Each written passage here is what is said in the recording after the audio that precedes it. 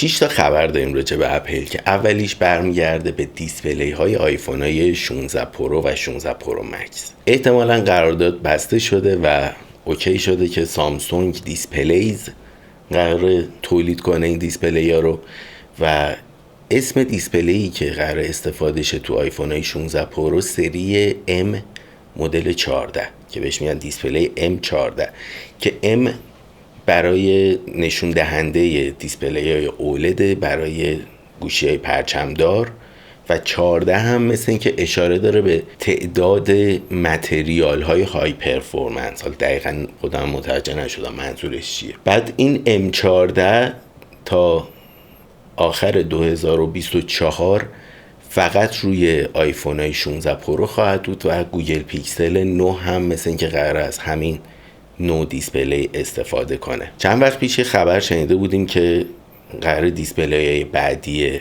اپل میکرو لنز داشته باشن، اولد میکرو لنز باشن در واقع، که باعث میشه ذره برایتنس و روشناییش بره بالاتر. از اون ور اگه بخوایم با همون برایتنس قبلی کار کنیم مصرف میاد پایین تر و این بحثا. الانم توی این خبر حالا نیومده که دقیقاً تکنولوژیش چیه، ولی توی این خبر اومده که حدوداً 20% برایتنسمون برای حالت عادی بیشتره. یعنی اگه محتوای عادی و ما تا 1000 نیت روشنایی میتونستیم ببینیم 1200 نیته و برای HDR هم فرقی نمیکنه، مثل اینکه همون 1600 نیتیه که رو آیفون های 15 پرو هست. سایز دیسپلی هم قراره تغییر کنه و یه هوا احتمالاً حاشیه‌اش کوچیک‌تره و دیسپلی بزرگتره که برای آیفون 16 پرو به جای 15 پرو که 6.1 اینچه قراره 6.3 اینچ باشه و برای آیفون های 16 پرو مکس به جای 6.69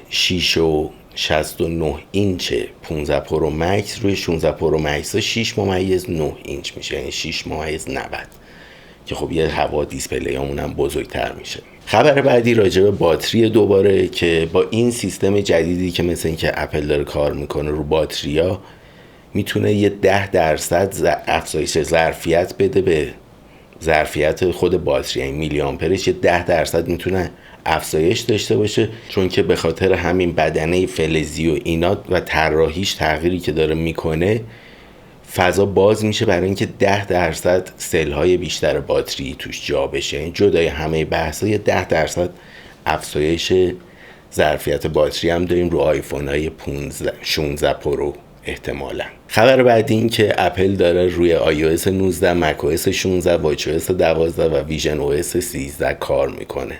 هنوز اینا قبلیاش نیومده نسخه رسمیش، یعنی iOS 18 هنوز رو بتاست، این رسمیشو هنوز عرضه نکرده، اما شروع شده دارن از الان رو iOS 19 کار میکنن. که تو همین شایعات یه سری چیز هم اومده بود که آیفون های 16 در واقع الان یه سری نمونهاش چیز شده برای اینکه کارکرد iOS 18 رو آیفون های 16 از الان بهبود ببخشن و باگاشو بگیرن که شهریور یا اول مهر که آیفون 16 میاد باهاش iOS 18 میاد دیگه مشکلی نداشته باشه. پس از الان یه سری آیفون 16 و 16 پرو اینا تو خط تست هستن برای خود اپل و دارن کار میکنن با iOS 18. خبر بعدی اینه که دیسپلی های ویژن پرو قرار تغییر کنه و از دیسپلی ارزونتر با رزولوشن پایین تر استفاده کنه. حالا این رزولوشن پایین تر در عمل کیفیت تصویر خیلی پایین تری نداره، شاید یک کوچولو پایین تر باشه. ببین دیسپلی قبلی ها که سونی تولید میکرد 1.42 اینچ بود، خب یعنی فرض بگیر انقدر، اما تراکم پیکسلاش که همون رزولوشن رو میتونه حفظ کنه 3400 پیکسل در هر اینچ بود. اما الان داره چی کار میکنه؟ قراره با یه سری دیسپلی با سایز 2 الی 2.1 اینچ درست کنه که بزرگترن و فشردگی پیکسلاش روی 1700 پیکسل در هر اینچه. یعنی در نهایت ببین ما یه لنز جلو چشمونه که این تصویر رو جمع میکنه تو چشمون.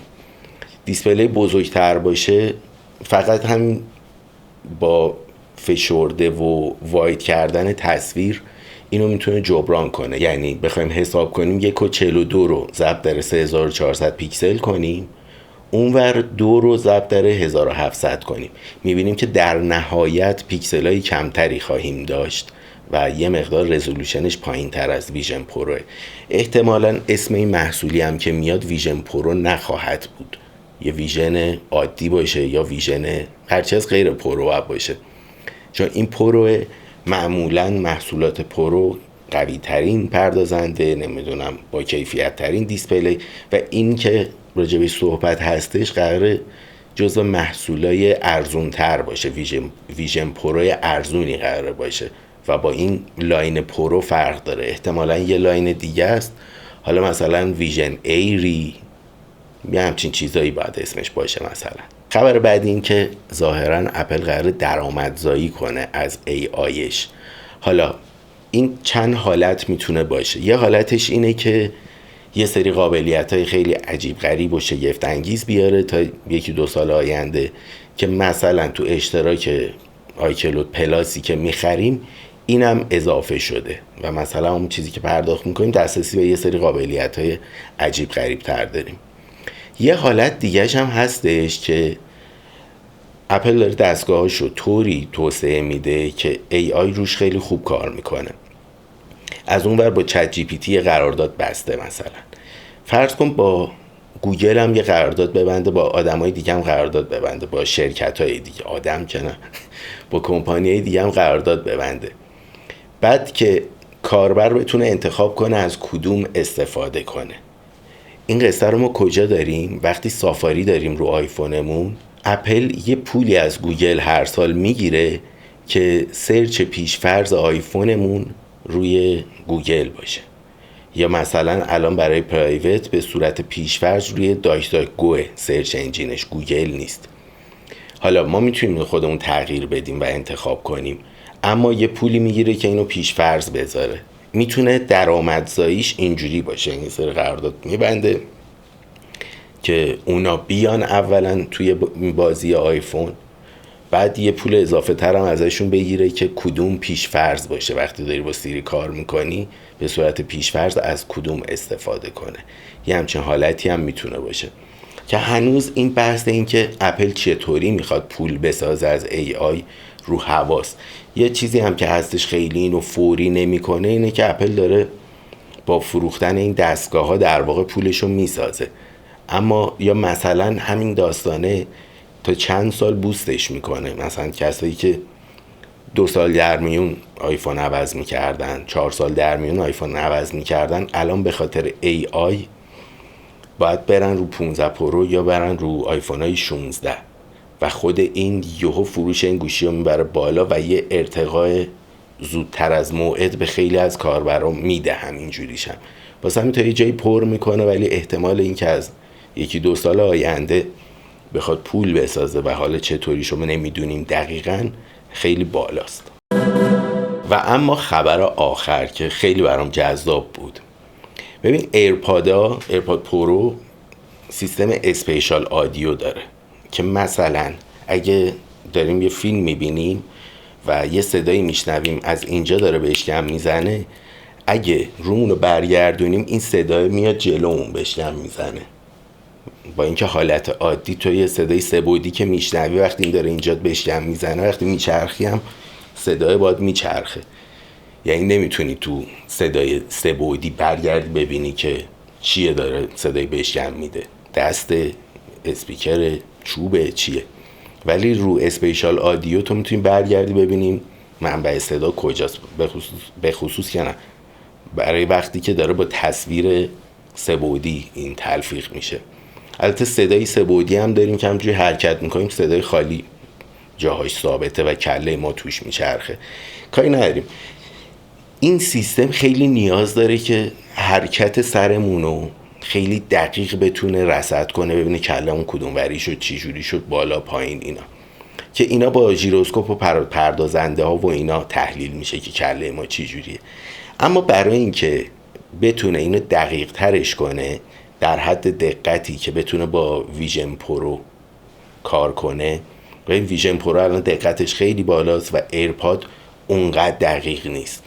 اسپیشال آدیوش، یعنی یه هوا کلتو اینوری میکنی شاید نتونه تشخیص بده، یا خیلی آروم سرت اینوریشه شاید دقیق نتونه تشخیص بده. اما کاری که قرار بکنه اینه که احتمالاً برای سال 2026 ایرپادا توشون دوربینای اینفرارد باشه. دوربین اینفرارد مثل دوربین فیس آیدی، ما نوری نمیبینیم، تصویری هم که میسازه رو نمیبینیم اصلا، ولی یه دیدی داره نسبت به محیط اطراف.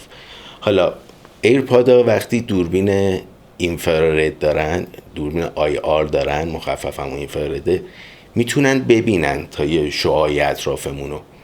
و حالا نه اینکه تصویر مثل تصویر عادی که الان مثلا شما دارین میبینین، تصویر اینفرارد برای پردازشه در واقع، که به کمک اون حرکت سر اون هر چقدر آروم باشه، هر چقدر ریز باشه، خیلی دقیق تر بتونه دنبال کنه و بفهمه که سرمون تو چه حالتیه و دقیق تر نتیجه اسپیشال آدیو رو بتونیم تجربه کنیم.